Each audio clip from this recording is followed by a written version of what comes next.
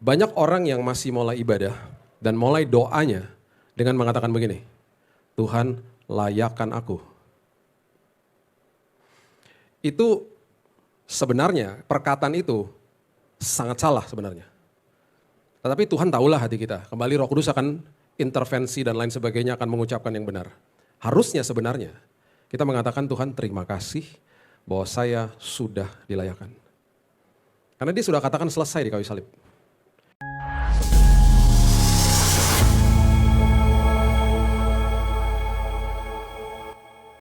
Kita arahkan tangan-tangan kita kepada generasi yang akan cinta Tuhan, generasi yang takut sama Tuhan, dan generasi yang akan jadi pemimpin yang luar biasa. Bapak terima kasih buat anak-anak kami Tuhan, mengucap syukur buat titipan Tuhan yang paling berharga atas hidup ini. Kami punya tanggung jawab yang luar biasa, punya tanggung jawab yang besar untuk membesarkan mereka dan memperkenalkan mereka kepada Kristus yang dahsyat.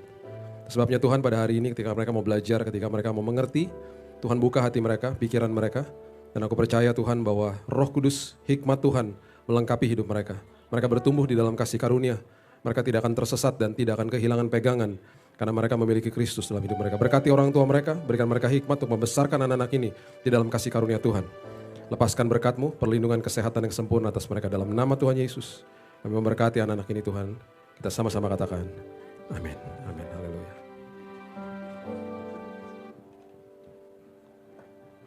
Silakan duduk.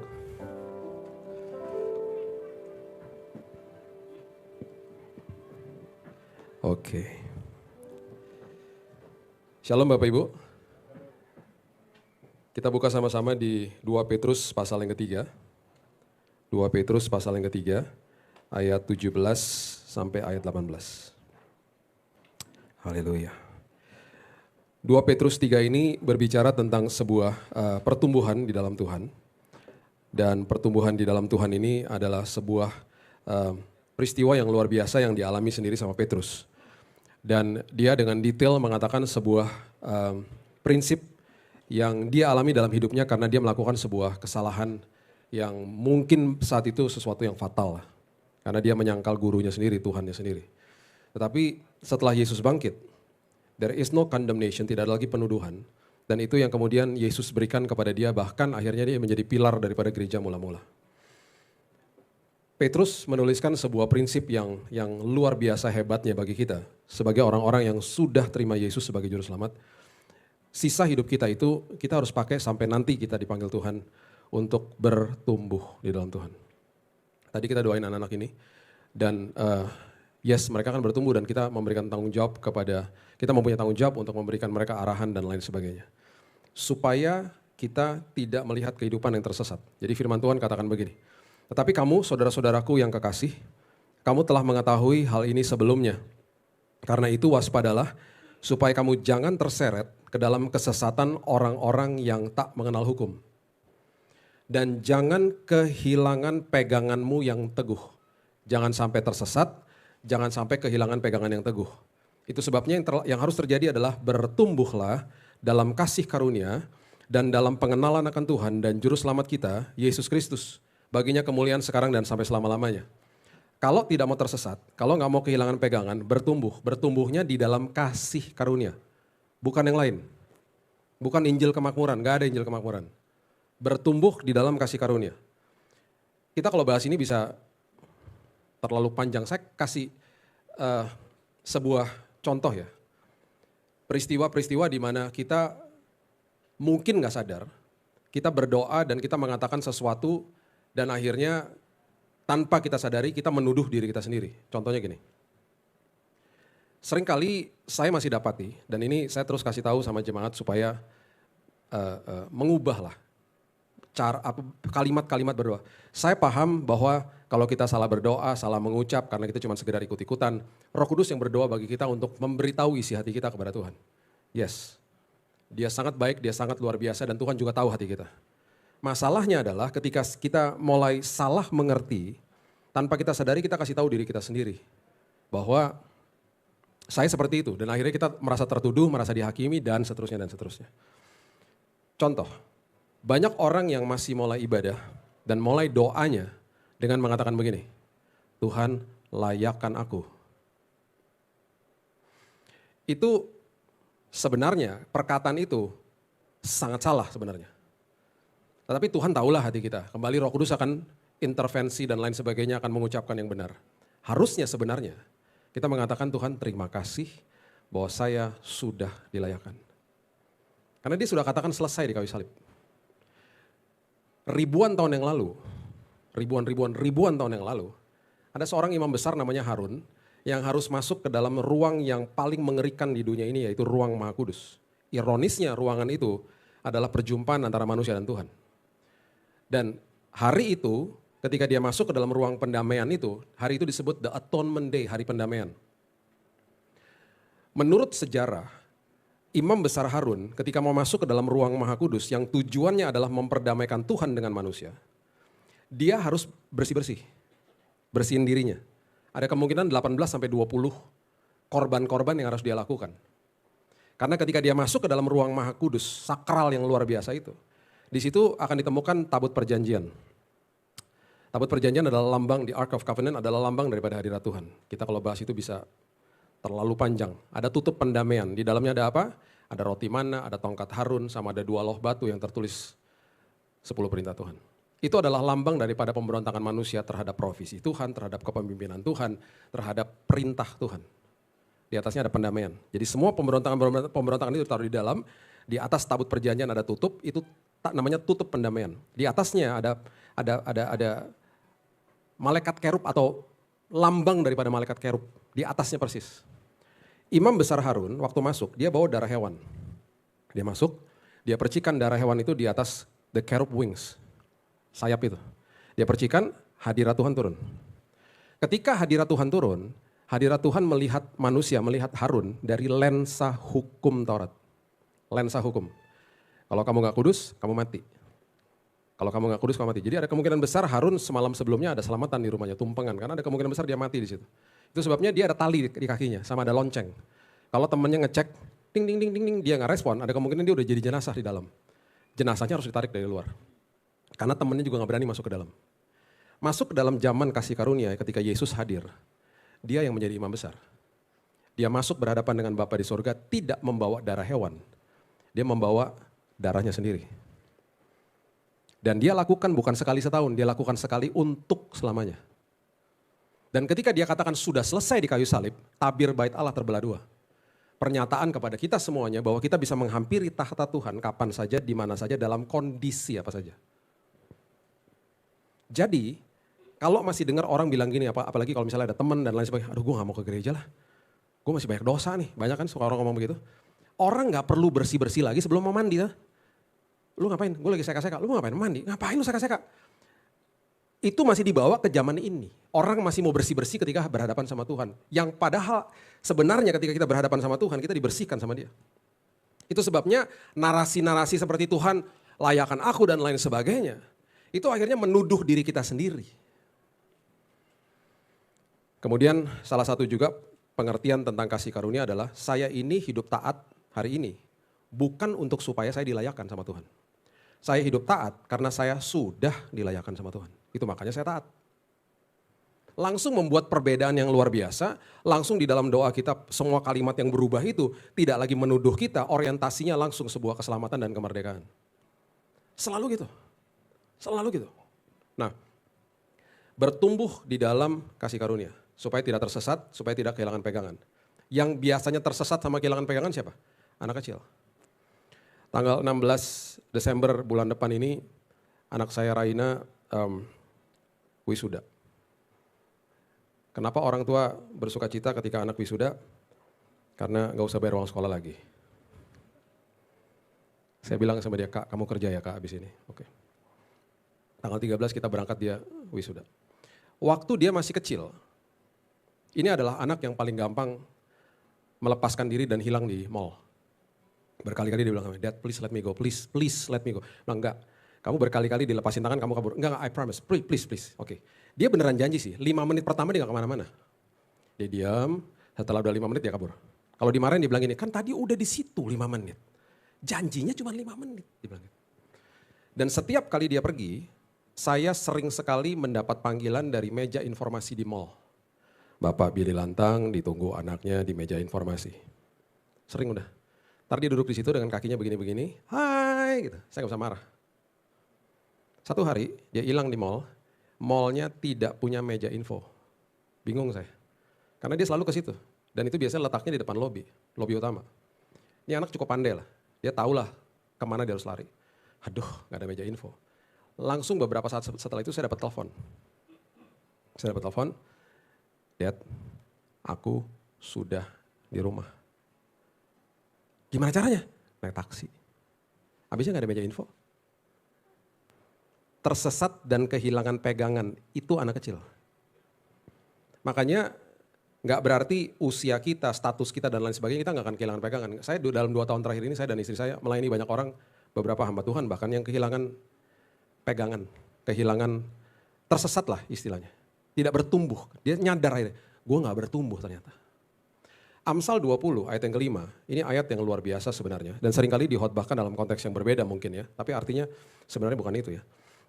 Amsal 20 ayat 5 mengatakan begini, rancangan di dalam hati manusia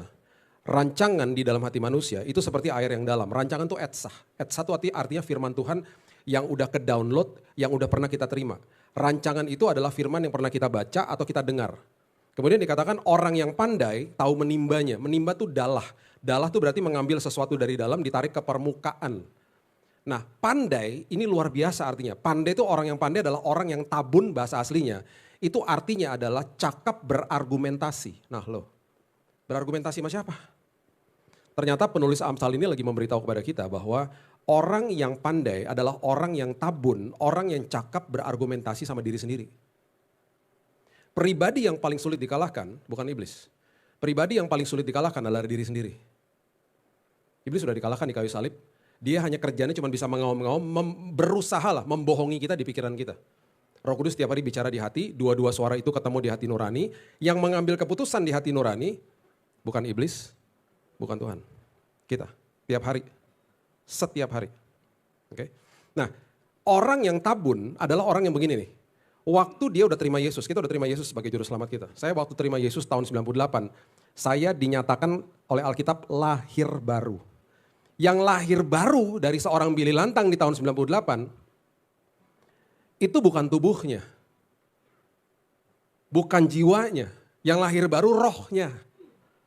Tubuhnya tetap sama, habis lahir baru lihat kaca ya tetap aja gak ada rambutnya. Berharap tumbuh tapi gak tumbuh.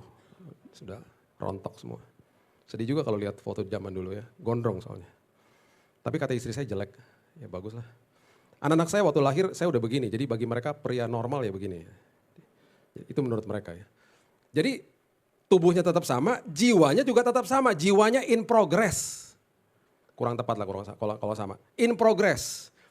Under construction. Karena jiwa itu ada kehendak, ada perasaan, ada emosi. Semua ada di situ. Di dalam jiwa. Jadi yang lahir baru tuh rohnya. Nah waktu saya lahir baru di tahun 98, jiwa saya udah penuh sampah. Udah penuh sampah. Sangat penuh dengan sampah. Jadi waktu lahir baru, yang baru lahir kan rohnya. Kalau rohnya gak dikasih makan, lambat laun tetap aja saya akan hidup dikuasai sama jiwa saya yang penuh sampah. Gitu loh.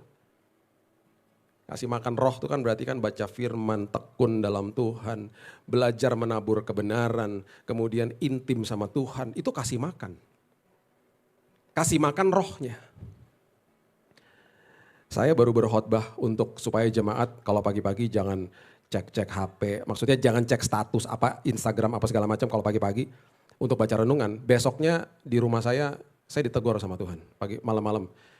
Antara kulkas sama pintu kamar itu sering banget terjadi perbincangan antara saya dengan Tuhan ketika semua udah gelap, semua udah pada tidur malam-malam. Lagi ambil gelas, mau masuk kamar, tiba-tiba Tuhan bilang gini, kemarin kan kamu baru khotbahin di gereja, suruh jemaat baca-baca firman, betul. Terus kamu sekarang tulis dong renungan harian. Hah? Renungan harian? Berarti tiap hari? Iya, oh, enak aja, mau ah.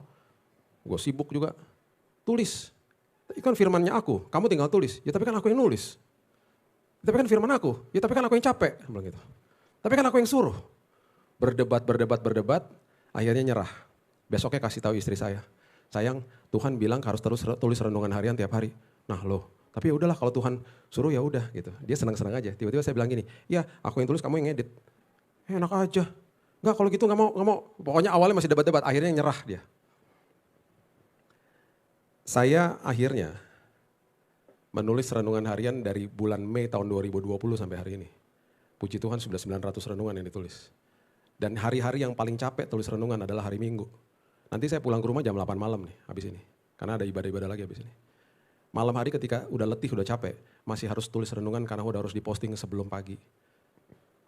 Yang saya terima dari orang-orang, ada yang bilang gini, Pak, tadinya saya mau bunuh diri gak jadi. Pak, tadinya saya lagi mau keselingkuhan saya udah di stasiun MRT, saya pulang Pak. Karena baca renungan-renungan singkat. Orang mau bunuh diri, gak ada waktu nonton khotbah 40 menit. Bacanya sesuatu yang singkat-singkat. Akhirnya apa? Terjadilah hal-hal seperti begitu. Nah, kehidupan ini ketika kita lagi baru bertobat, terima Yesus sebagai juru selamat. Kalau kita gak kasih makan roh kita seperti begitu, kita akan terus dipimpin sama jiwa kita yang penuh sampah. Akhirnya kehidupan kita gak pernah beres-beres. Itu sebabnya menjadi sebuah kebodohan, coba lihat ini. 1 Korintus pasal yang kedua, ayat 14 mengatakan begini. 1 Korintus 2 ayat 14. Tetapi manusia duniawi tidak menerima apa yang berasal dari roh Allah. Jangan berpikir bahwa ayat ini buat orang dunia ya. Ini ayat buat kita juga yang punya sisi duniawi. Ya, manusia duniawi tidak bisa menerima apa yang berasal dari roh Allah. Karena hal itu baginya adalah suatu kebodohan. Sesuatu kebodohan. Karena ia tidak dapat memahaminya. Sebab hal itu hanya dapat dinilai secara rohani. Jadi prinsipnya gini, semua yang kita tidak paham akan jadi sebuah kebodohan. Contoh, saya nggak paham dunia lukisan. Jadi ketika teman saya bilang, Bill ini lukisan harganya 1M. Hah, 1M? Jadi kebodohan bagi saya.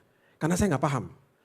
Terus bagi saya gini, ini udah kayak cat tumpah, abstrak banget gitu. Terus dalam hati gini, jelek banget sih dalam hati gitu ya. Terus dia bilang gini, lu lihat lebih dalam ada maknanya, saya lihat lebih dalam pusing. Nggak ngerti. Terus menjadi kebodohan bagi saya ketika dia bilang, ini udah ada yang beli. Hah? Dalam hati ya, jelek kayak begini ada yang beli 1M, buat apa coba? Kebodohan karena nggak paham. Sama aja nih kalau saya cerita sama Bapak Ibu tentang hobi saya. Pasti jadi kebodohan juga. Saya kolektor pesawat terbang, saya punya 350 pesawat terbang. Mainan, jangan kaget. Kayak banget tuh hamba Tuhan, kalah Garuda. Saya punya 350 pesawat terbang yang saya koleksi tiap bulan lah sebenarnya. Saya salah satu kolektor maskapai Indonesia terlengkap lah. Saya punya tuh Borak, Mandala, Sempati, semua yang zaman-zaman dulu. Yang milenial pasti pada bingung. Apaan tuh? Bukan merek air minum ya Dek. Itu maskapai dulu ada namanya gitu-gituan. Nah, minggu lalu ada teman saya datang ke rumah. Senyawa lah sama saya, suka pesawat. Lu melihat koleksi gue gak? Mau. Dia masuk ke kamar. Dia bilang, gokil, lu punya Fokker 27, Fokker 28, Fisker Viscount, Hawker Siddeley, lu punya kayak gitu. Gak ngerti kan? Itu jenis-jenis pesawatnya. Nyambung ngomongnya sama saya.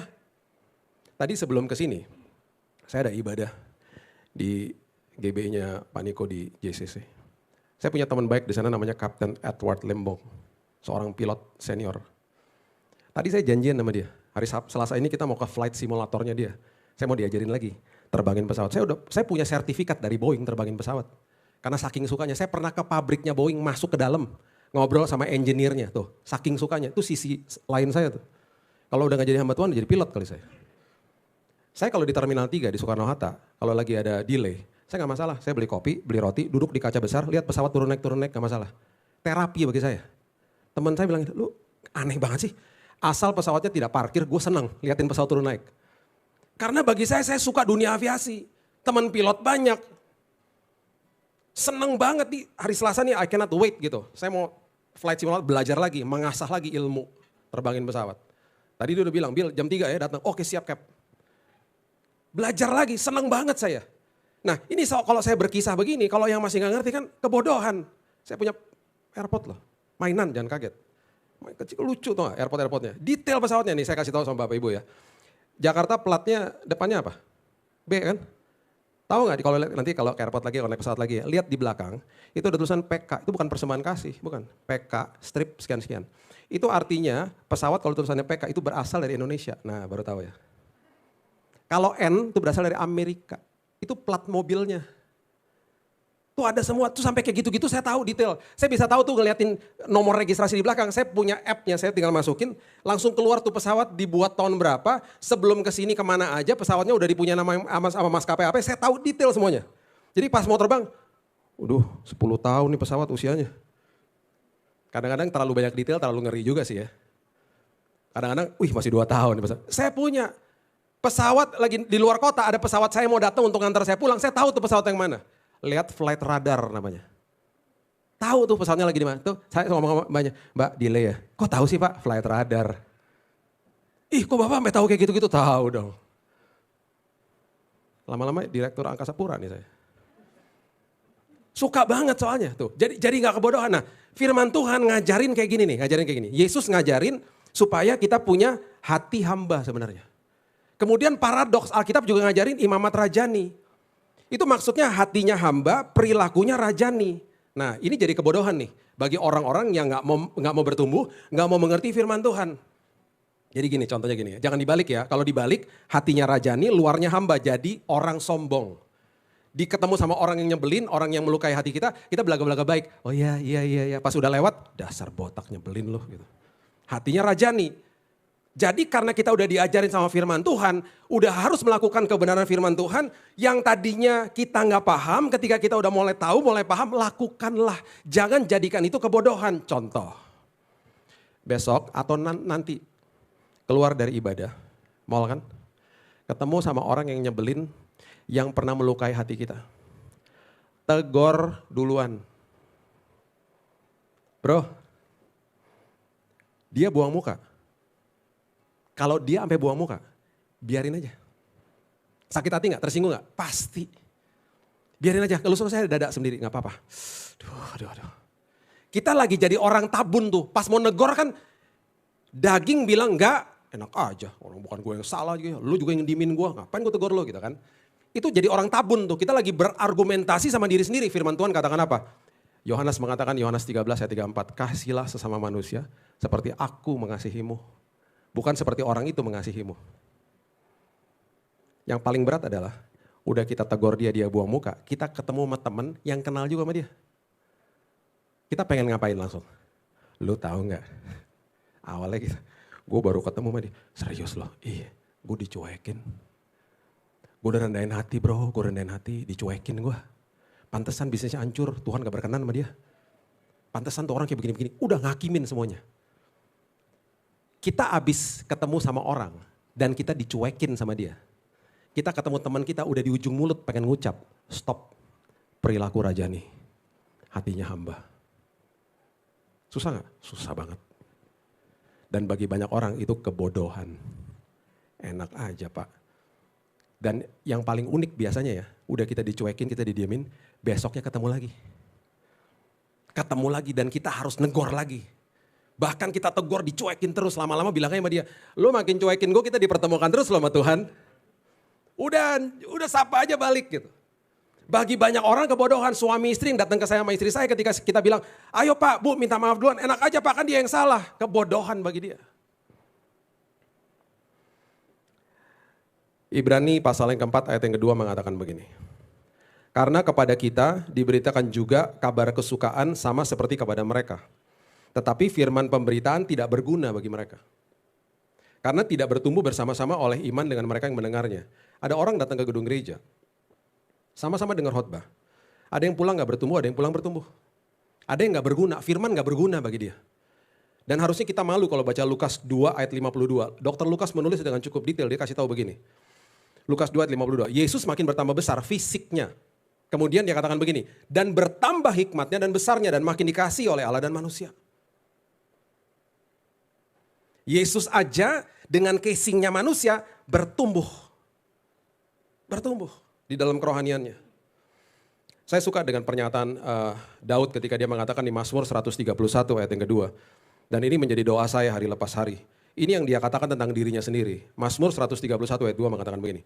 Sesungguhnya aku telah menenangkan dan mendiamkan jiwaku. Kalau saya bisa sambungin lagi yang penuh sampah. Aku menenangkan dan mendiamkan jiwaku yang penuh sampah. Seperti anak yang disapih berbaring dekat ibunya. Ya seperti anak yang disapih jiwaku dalam diriku. Disapih artinya melepaskan ketergantungan sama susu. Jiwaku ini penuh dengan ketergantungan sama susu. Kalau diperhadapkan sama sebuah keputusan paling nyaman dan enak untuk melakukan sesuai sama kehendakku lah pasti. Di situ aku menjadi orang yang tabun, orang yang cakap berargumentasi sama diri sendiri ketika ada kebenaran yang menyatakan bahwa jangan ya, jangannya itu salah nak.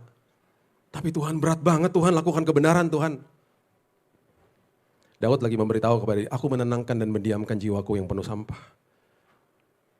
Dan aku mau melepaskan ketergantungan sama susu supaya aku bertumbuh di dalam Tuhan. 1 Korintus 3 ayat 1 dan 2. Saya nggak mau sampai Tuhan berbicara kepada saya seperti Paulus berbicara kepada jemaat di Korintus. Dia mengatakan 1 Korintus 3 ayat 1 mengatakan, aku saudara-saudara pada waktu itu tidak dapat berbicara dengan kamu seperti dengan manusia rohani. Tetapi hanya dengan manusia duniawi yang belum dewasa dalam Kristus. Susulah yang kuberikan kepadamu bukanlah makanan keras. Sebab kamu belum dapat menerimanya dan sekarang pun kamu belum dapat menerimanya. Saya nggak mau Tuhan ngomong gitu sama saya. Bill, aku kalau ngomong sama kamu tentang masalah, kamu nggak bisa terima. Pikiranmu masih duniawi, kamu masih begini dan kamu anakku, yes. Tapi kamu masih belum bisa terimanya. Dan alhasil yang terjadi apa? Semua titipan yang indah yang Tuhan tadinya mau titipkan dalam hidup saya untuk saya kelola dengan sebaik-baiknya, ditunda. Makanya di toko Lego ya, itu box-boxnya tulisannya gini, 1 sampai 3, 4 sampai 8, 10 sampai 12, 16 tahun ke atas. Untuk memberikan panduan kepada orang tuanya kalau anaknya 2 tahun jangan dikasih Lego yang 16 tahun ke atas. Tuhan juga punya titipan-titipan yang dahsyat untuk kita kelola dalam hidup ini. Dia akan lihat kalau kamu belum dewasa, kalau aku ngomong dan kamu masih belum bisa menerima ini sebagai suatu kebenaran, nanti dulu. Kamu gak akan bisa kelola dengan baik dan benar. Itu sebabnya Ibrani 5 ayat 13 ayat cukup vulgar sebenarnya. Dan saya suka ayat-ayat seperti begini. Ibrani 5 ayat 13 mengatakan sebab barang siapa masih memerlukan susu, ia tidak memahami ajaran tentang kebenaran. Kalau kamu masih perlu susu, kamu tidak bisa memahami ajaran tentang kebenaran. Kenapa? Karena sebab orang itu pribadi itu adalah anak kecil. Mana bisa terima, gitu loh. Saya akan tutup dengan 2 ayat ini ya. Ini perbedaan di antara bertumbuh di dalam kasih karunia dan di dalam dulu yang namanya hukum Taurat. Kejadian 3 ayat 10, semua perjanjian lama kalau Bapak Ibu baca, yang serba fisik akan dimasukkan ke dalam hidupnya manusia. Ya. Kejadian 3 ayat 10 mengatakan, ia menjawab ketika aku mendengar bahwa engkau ada dalam taman ini, aku menjadi takut karena aku telanjang sebab itu aku bersembunyi. Jadi fisik, telanjang, bersembunyi, takut sama Tuhan kalau jatuh dalam dosa. Masuk ke dalam perjanjian baru, ini adalah prinsip yang luar biasa dan bawa ini pulang, bawa ini ke rumah kita masing-masing. Jangan sekedar hanya baca Alkitab, biarkan Alkitab baca kita.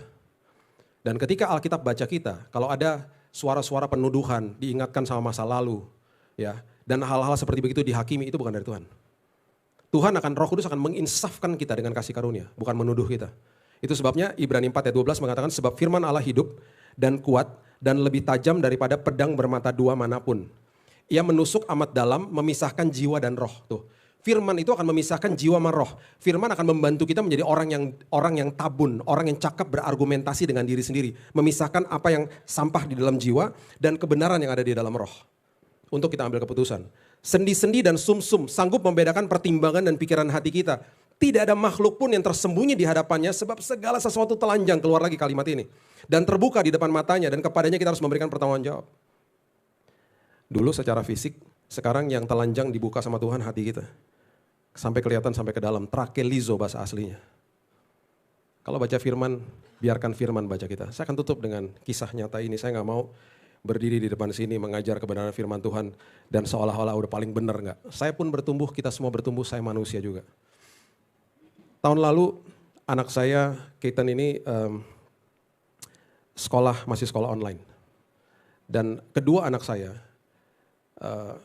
dua-duanya paling gak suka sama pelajaran matematika. Nurun dari saya. Sampai-sampai mereka pernah bilang begini, siapa sih yang menciptakan matematika kurang kerjaan? Sampai-sampai mereka juga pernah bilang begini, apakah kita gak punya suara untuk ngomong sama gurunya, kalau udah ngerti penambahan, pengulangan, pembagian cukup. Yang lain-lainnya gak perlu, itu juga ntar gak dipakai katanya gitu, enak aja. Ya kan banyak juga orang yang pakai. Tapi kan kita enggak katanya gitu. Jadi anak saya ini kalau ujian matematika suka jeblok. Jadi angkanya kan 60. Dia biasa dapat 57, 54 gitu ya.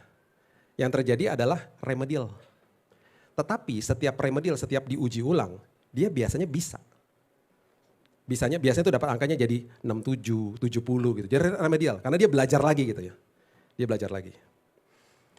Jadi waktu kemarin lagi pandemi, waktu lagi online, dia selesai ujian, dia kasih tahu sama saya, dia dapat 57, saya bilang, ya gimana?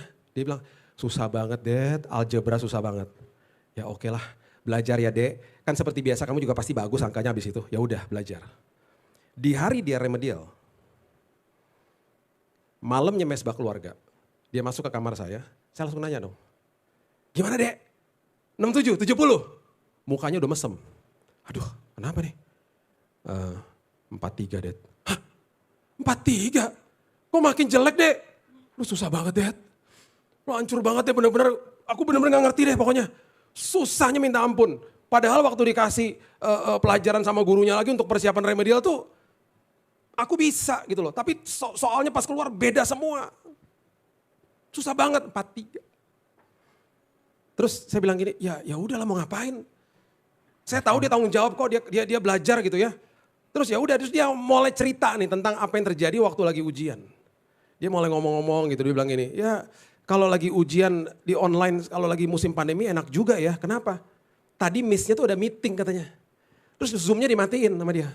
Jadi kita nih anak-anak bisa, kayak aku nih keluar kamar, ngambil cemilan, ngambil kopi lah. Jadi sambil ujian sambil nyemil. Enak juga kalau di kelas yang benar kan mana bisa, dia bilang gitu. Dia lagi cerita soal begitu, saya pikirannya beda. Miss-nya matiin Zoom. Karena mau meeting. Iya. Kamu kenapa gak buka buku dek? Kalau kamu buka buku, kamu dapat 80 dek. Dia bilang gini, gak boleh kan ujian. Siapa bilang gak boleh? Saya ngomong gitu karena dulu saya jagoan nyontek. Emang gurunya bilang dek, waktu sebelum dia tutup Zoom-nya? Enggak, itu berarti dia kasih kode sama kamu. Kamu boleh buka buku. Gak boleh dek, namanya juga ujian, saya gak puas. Saya tanya lebih detail lagi. Oke. Sekarang jelasin sama Dedi. Tadi sebelum miss-nya mau meeting, emang dia bilang, anak-anak, miss mau matiin Zoom, anak-anak abis ini jangan buka buku loh ya. Ujian jujur ya anak-anak ya. Emang dia ngomong gitu? Enggak, itu kode keras deh. Harusnya kamu buka, kamu rugi tau enggak. Lain kali panggil Dedi yang bukain deh bukunya. Rugi banget, saya bilang gitu. Saya masih gak puas juga. Minggu depannya ambil raport online. Ketemu sama gurunya, online, saya tanya. Miss, itu kemarin pas lagi ujian Zoom, kan Miss meeting ya, Zoom mati ya. Itu berarti anak-anak boleh buka buku dong ya? Oh gak boleh dong Pak, namanya juga ujian. Masih gak puas terus nih saya nih. Miss gini Miss, waktu Miss matiin Zoom, Miss kan gak kasih tahu anak-anak kan Miss. Berarti otomatis anak-anak boleh dong ya sebenarnya buka buku ya, legal-legal aja dong. Gak boleh dong Pak, saya gak kasih tahu karena anak-anak penuh dengan integritas. Anak-anak jujur Pak, anak-anak udah pasti gak begitu jadi saya gak perlu kasih tahu Pak. Oh gitu, emang ada apa Pak? Oh enggak ada apa-apa. Malu sendiri, lebih malu lagi ketika dia bilang gini, Pak kapan lagi khotbah di sini? Nah loh. Di malam hari saya minta maaf sama anak saya. Dan ketika saya minta maaf sama dia, saya gak pernah lupa dia bilang gini sama saya. Dad, aku lebih baik dapat angka 43 daripada aku gak jujur. Waktu dia ngomong gitu istri saya lewat. Rasain loh, emang enak jadi sama Tuhan. Ngajarin anak bohong, nyontek. Kan maksudnya bagus, angkanya bagus. Ya gak gitu kali caranya. Saya mengalami momen terakhir Lizo, saya dibukain sama Tuhan. Saya rasa tertuduh, dihakimi sama Tuhan enggak. Kasih karunia cukup bagi hidup kita. Dia bilang gini sama saya, belajar Bill, sampai kapanpun jangan buka celah. Malu tuh kamu belajar sama anakmu. Status, usia gak ngaruh.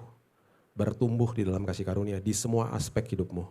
Supaya kamu gak tersesat, supaya kamu gak kehilangan pegangan. Berikan tepuk tangan kita untuk Tuhan kita.